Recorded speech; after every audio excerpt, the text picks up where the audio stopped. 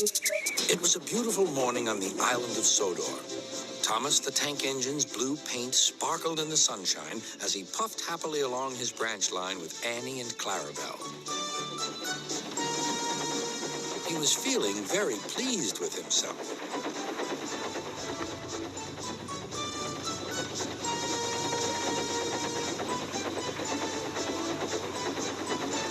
"Hello, Thomas," whistled Percy. "You look splendid." "Yes, indeed," boasted Thomas. "Blue is the only proper color for an engine." "Oh, I don't know. I like my brown paint," said Toby. "I've always been green. I wouldn't want to be any other color either," added Percy. Well, anyway," huffed Thomas, "blue is the only color for a really useful engine. Everyone knows that." Percy said no more. He just grinned at Toby. Later, Thomas was resting when Percy arrived. A large hopper was loading his freight cars full of coal. Thomas was still being cheeky. "Careful," he warned. "Watch out with those silly cars." Go on, muttered the cars. "And by the way," went on Thomas, "those buffers don't look very safe to me."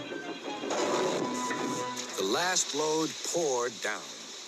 "Help, help," cried Thomas. "Get me out." Percy was worried, but he couldn't help laughing. Thomas's smart blue paint was covered in coal dust from smokebox to bunker.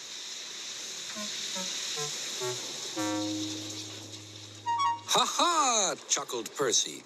"You don't look really useful now, Thomas. You look really disgraceful." "I'm not disgraceful," choked Thomas. "You did that on purpose. Get me out."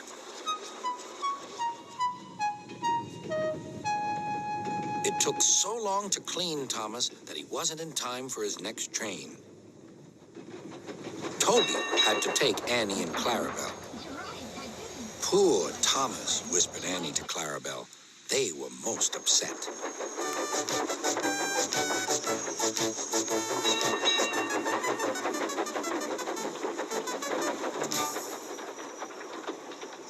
Thomas was grumpy in the shed that night. Toby thought it a great joke, but Percy was cross with Thomas for thinking he had made his paint dirty on purpose. Fancy a really useful blue engine like Thomas becoming a disgrace to Sir Topham Hatt's railway. Next day, Thomas was feeling more cheerful as he watched Percy bring his cars from the junction. The cars were heavy and Percy was tired.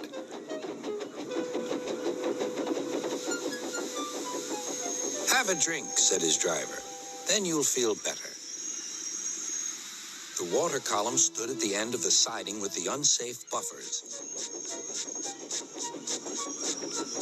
Suddenly, Percy found that he couldn't stop. The buffers didn't stop him either. "Oh!" wailed Percy. "Help!" The buffers were broken, and Percy was wheel-deep in coal.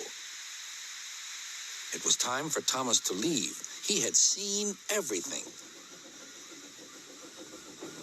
"Now Percy has learned his lesson, too," he chuckled to himself.